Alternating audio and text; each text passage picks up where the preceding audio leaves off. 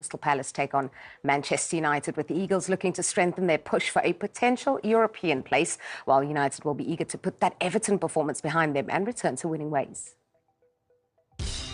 A Premier League fixture that is always dripping with importance.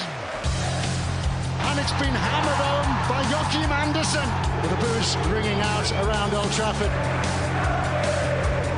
Crystal Palace score early, the run goes on. Is back as Manchester United have been here. Wow, by a rampant Crystal Palace. That bewildered look says it all. Absolutely fascinating game in store in the capital. Another good run forward from Garnacho, inches away. No way through for either side, and the goalkeepers have played a big part in that. Crystal Palace produce the goods at Old Trafford again. Mateta! Manchester United's inconsistencies continue.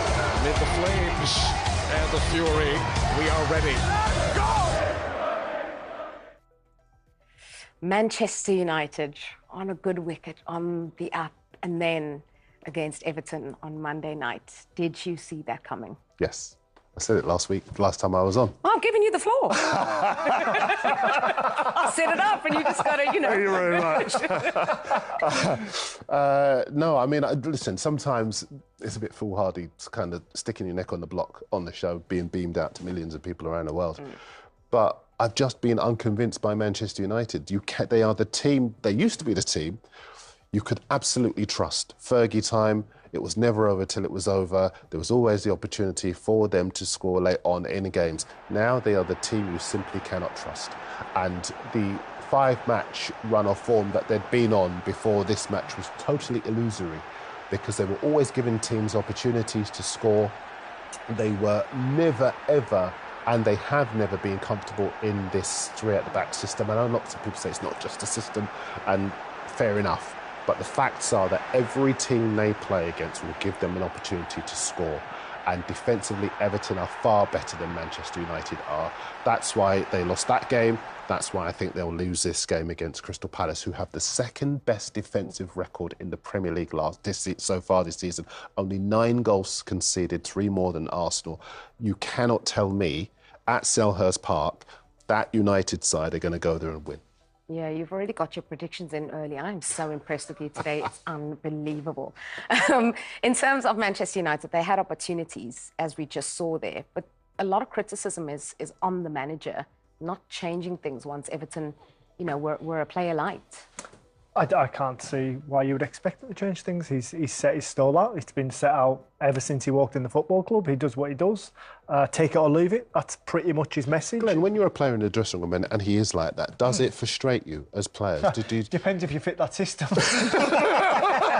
But no, I think... listen, when I get a look at Manchester United, the players they have, and we talk about international footballers here, so I find this hard to say, but they just don't suit that system. I don't think there's enough energy in the team. I don't think there's enough running ability in the middle of the park.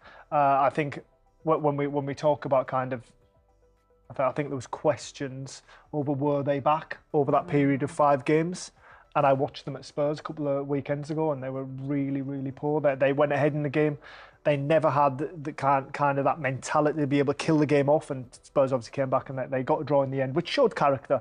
But when I look at Manchester United, the biggest improvement for me with Manchester United is what they did in the transfer window. Yeah. They had a good transfer window. Cunha and Mbeumo, they're good profiles. They're proven Premier League players. They carry the ball. They run forward with purpose. Therefore, just takes that little bit of pressure off your defence that you see is weak. And I think that's the biggest difference. I don't think much has changed at Manchester United, and I think it's going to be another long season for them. So more of the same from last season, just they have players who can score. I think there'll be a slight upturn in last year. I mean, last year was terrible. Yeah. So he had to improve in some capacity, but do I think come the end of the season they'll be vying for Champions League places? I think that'll be a big ask for them. Only one team has made a success in that top half of the table in terms of playing 3 at the back and going on to win silverware, Chelsea under Conte. That team is on a different planet to this Manchester United team. And I admire Amorim, this whole thing about principles. Man United are not going to be successful with him playing that way. Yeah, well, Glenn's just said he doesn't think they'll be fighting for Champions League. To be fair, if they had won that game, they would have gone 2 points off Chelsea. Yeah, and it would have papered up a lot of crack straws. Yeah. If you think, again, I keep referring to the defensive records of teams in that top 6, 7, but they are going to be key in the race for Champions League football. You cannot qualify for Champions League if you're conceding 2 goals a game. It just can't be done. And I think that's what the situation is with Manchester United at the moment. Every time, I cannot see a set of circumstances where Mateta doesn't get his knife and fork out at the weekend and actually tuck into that defence, because they will give him the opportunities to score, either aerially, on the deck. There'll be a lapse in concentration. As a striker, you surely look at this Manchester United side and say they don't have the discipline to last the 90 minutes. Yeah, I mean, I think when we talk about when I played for Tony Pulis against Vidic and Ferdinand, that's like that's a different level as far as I'm concerned. To this Manchester United back 5 now, but the only good thing for Manchester United is that Crystal Palace played away in Europe midweek, so they've got a small squad as well, so there's not much squad churn or turnover between midweek and the weekend. So that is the one positive going into the game, that Manchester United should have the upper hand when it comes to energy.